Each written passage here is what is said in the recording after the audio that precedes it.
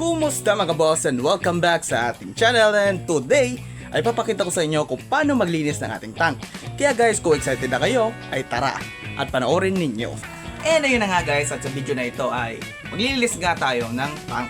At meron tayo ditong mga siphon tube na nabibili lang natin sa online, mga 30 pesos, or pwede naman tayo gumamit nito, which is ang DIY na siphon tube.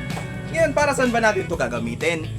Well, ang concept nito is parang vacuum siya na gagamitin nyo para sipsipin yung dumi, tapos ayun, yun na yung panglinis natin. Kaya, let's go! Pero bago yan guys, kung hindi ka pa nakapag-subscribe, ay mag-subscribe ka na. Huwag nyo rin kalimutan na mag-like, share at mag-follow. Click nyo na din ang notification bell para lagi kayong updated sa mga susunod na episode. And back to the video. So yun na nga mga boss, at natural lang na maging marumi ang tank nyo kasi nandyan yung mga isda nyo na tumatae. Minsan naman ay may natitira sa pagkain nila, o di kaya naman yung kanilang plants ay nabubulok kaya napupunta sa tubig. Ngayon guys, kung gusto nyong maalis yan at maging malinis yung tank nyo, ay kailangan nyong mag water change. So ganito ang ginagawa namin. So kung nandito yung siphon tube ninyo, at kami kasi nasanay na kami, sinisip-sip namin yung dulo nito para higupin yung tubig sa dulo. Kaya yan.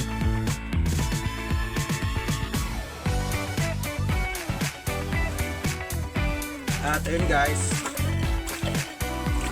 nasasama na yung dumi dito. Ayan. At ayun guys, naging malinis na yung tank dahil itong siphon tube nyo ay gagamitin nyo to para masipsip yung mga dumi. Yun.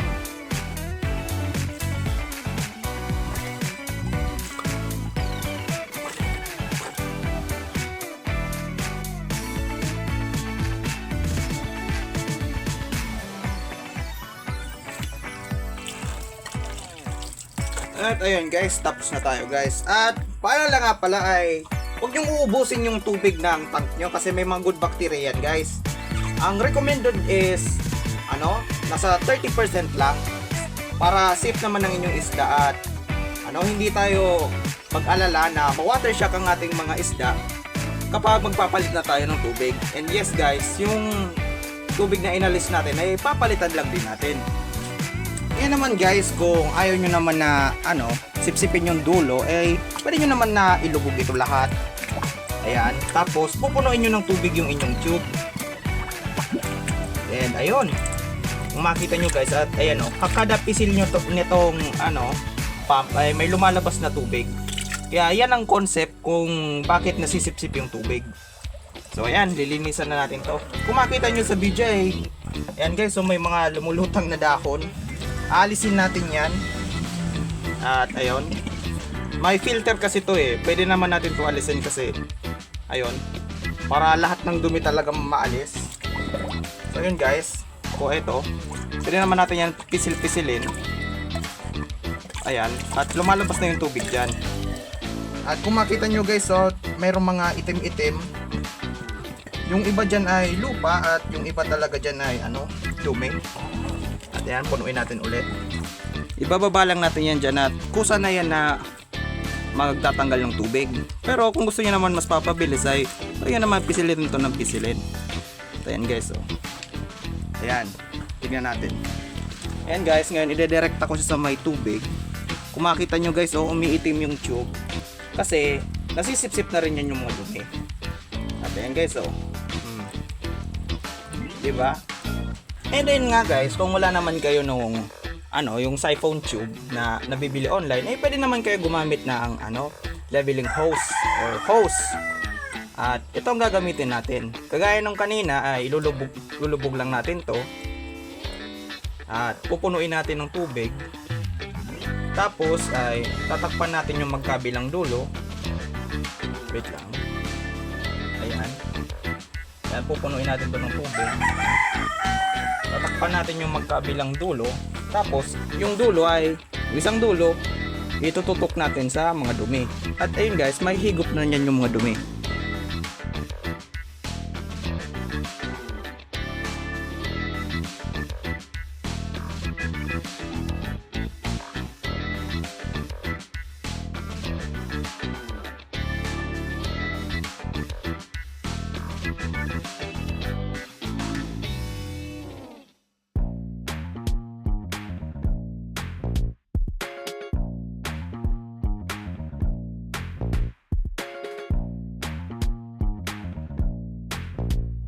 bakit nga pala natin to ginagawa mga boss? Ginagawa natin to kasi una, para malinis yung tank. Ikalawa, mabawasan yung ammonia na nakakalason sa ating mga isda.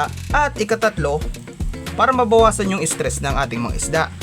At recommended nga palang gawin nito na once or twice a week para hindi naman sila manibago sa tubig. At ayun guys. At ayun na nga guys, papalitan na natin ang tubig nila. At ang recommended kasi na pagpalit ng tubig ay depende na rin sa isda. Yung mga malalaki kong isda, which is yung orange na tilapia, maabot yun ng 50% na tubig. Dito naman sa ating mga maliliit na isda is 30%, yun lang ang recommended. Kaya guys, para hindi naman mabulabog yung isda nyo ay yan, ito mayroon tayong tabo. Tapos ayan, sasanggain lang natin ng kamay natin para hindi naman sila mabulabog ng gusto. And ayun guys.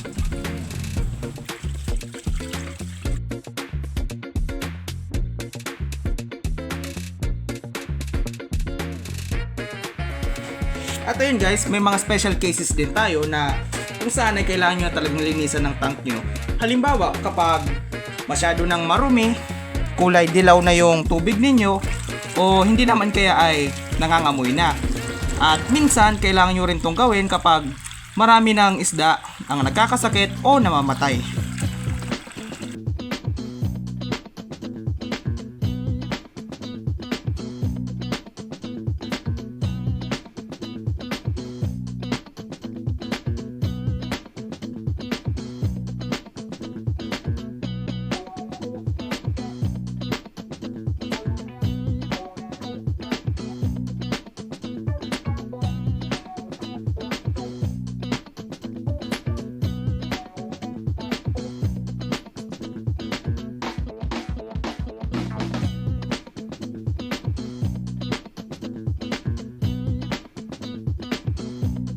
At ayun na nga mga boss, kung makita nyo ay ayan na yung mga naipon na dumi na galing dun sa tank.